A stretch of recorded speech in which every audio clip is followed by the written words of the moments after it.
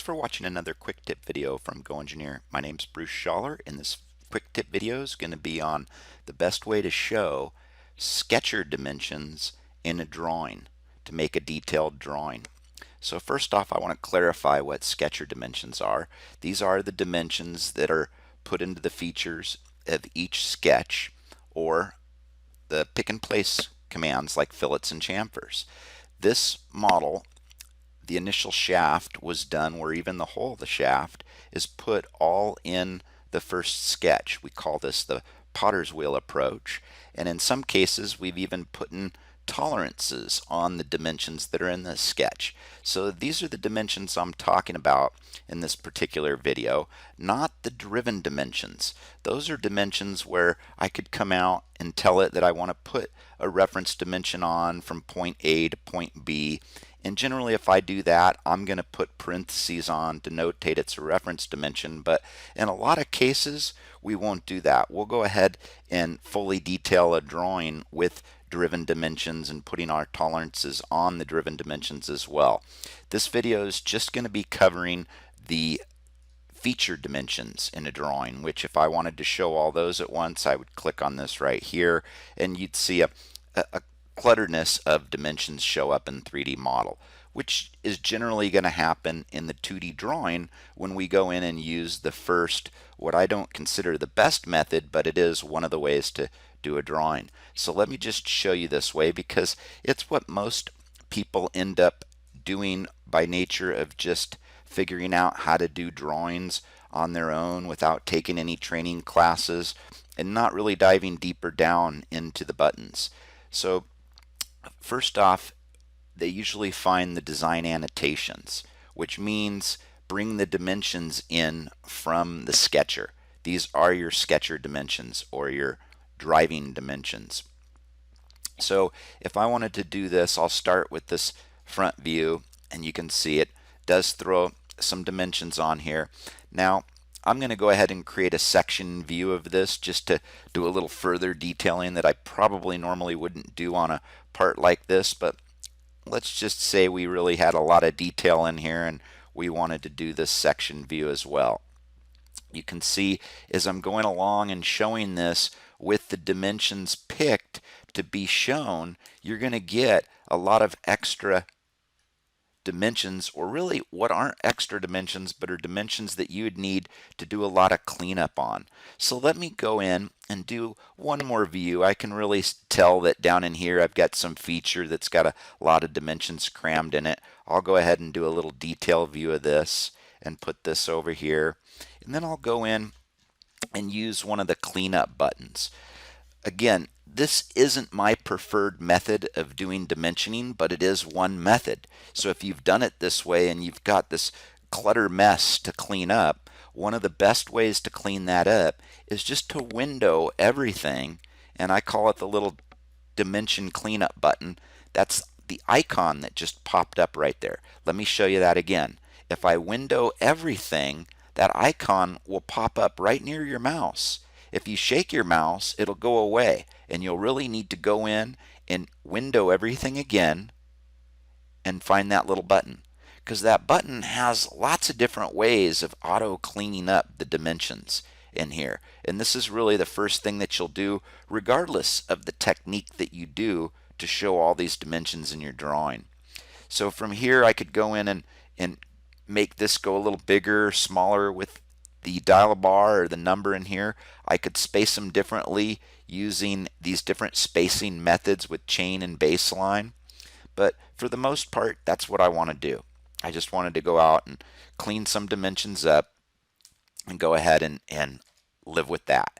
From there, I can go in, move my views around, and start moving some dimensions from one place to another. Maybe fix this up so this is with a leader, looks like that. Maybe I can take this 45 dimension. Sometimes I even bring these down by where I'm going to drag and drop a bunch of dimensions from, because to grab these dimensions and hit the shift key and drag and drop them into the views that they'd best belong in, I have to go find the ones, fish the ones out that I want, and drag and drop them into the different views. You can see this one didn't drag and drop my first time, not the best way of doing it. So it's not always the easiest thing to go in there and get these dimensions cleaned up. So like this one, I might want this to come up to the other side. If I right click on it and go to display options, there is a vertical opposite angle that I can use in there, and that's one of the ways to get that dimension to go in there and do what you want it to do. We can clean up the extension lines, but again, doing stuff like that on a dimension like this probably isn't going to work out near as nicely as just going in and putting a driven dimension on something for a chamfer with like the dimension chamfer command, such as doing something like this right here. Much easier. So at this point, I would have to say putting a driven dimension on for a chamfer might be a lot better than bringing the model item dimensions over. You could see I still have a lot of cleanup on this model after working with it for a couple minutes, and I even have some extra dimensions, duplicate dimensions in here that are dimensioning the same thing, and that's because of some of the settings that are set in SOLIDWORKS. So I want to go in there and do this again and show you kind of a better way to do it where you don't get the clutteredness of dimensions coming up when you're using your sketcher dimensions. So let me go in and start another drawing again from scratch and show you a different method of doing this. This time I'm going to go in and say begin a new drawing, same way, put it on a C-size sheet, and rather than bringing in my design annotation dimensions at the time I'm laying the views out, I'm going to turn that off, and I'm going to go in and lay out the views that I believe I'll need to best call out this part. Now I know in this one I might not really do a section view. It all depends on what I was looking at there and what I was trying to dimension, if there were hidden lines or if it was just going to be a lot more clear for me to go ahead and break a section view out, maybe detail a couple items out that I know are going to end up looking cluttered along the way, such as this one. And I can do stuff like change my standard if my standard wasn't set right and clean that up when I don't have a lot of cluttered dimensions around here. So it's at this point of time when we can really start dimensioning and using the filtering method. So if I knew, for instance, that that first revolve feature that I really wanted to mention, that first revolves feature inside of this sectional view, then if I look, that's this view right here. So if I came over and just said, you know what, I want to just dimension this feature, and if I clicked on just that feature, then went into the feature dimension command, in other words, it's insert model items. Now, if this was last set to show all the dimensions, you're going to get that clutteredness of dimensions on every view. But if it was set on selected feature, then you're just going to get those revolved dimensions coming up that you filtered on by selecting that feature in this view.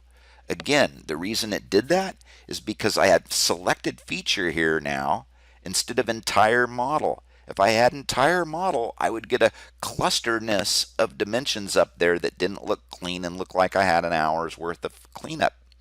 So now with, again, selected feature, it will only bring in the ones that I have as selected features, plus whatever else I'm filtering on. I could have told it to only bring in my tolerance dimensions if that's all I was interested in. I might have also been interested in whole callouts and pattern locations, but I usually don't want duplicate dimensions.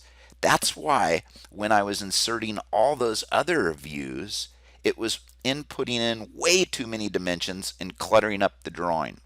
So really, this is unnecessary to have checked, in my opinion, most of the time you're using SOLIDWORKS.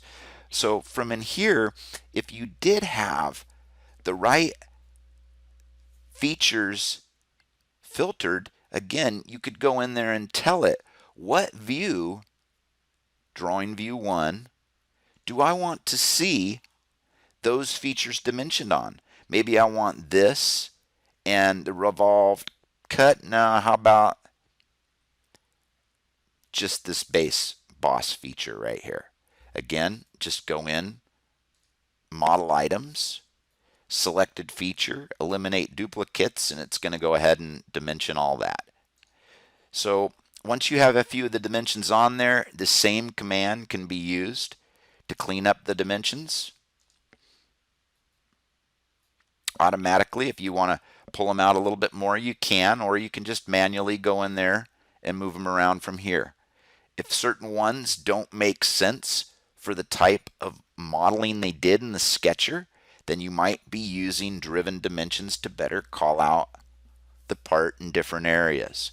But leveraging as many of the dimensions, particularly ones that had tolerances on it, or inspection dimensions or basic dimensions that could come over automatically via the filtering system that's inside of here.